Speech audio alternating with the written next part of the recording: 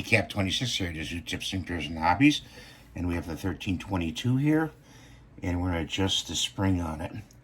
So if we turn the wheel up, okay, and we're doing this counterclockwise, we'll cock the hammer, and we use the trigger pull, and see what it is. It's 5.5 pounds. So let's turn it back down. We're turning it all the way down. And there was a little air in the gun. So let's cock it back. Let's test it again with the trigger pull. I got a 4-pound trigger.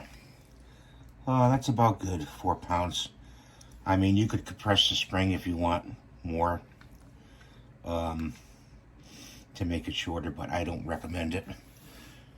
So just turn it looking down at the device counterclockwise.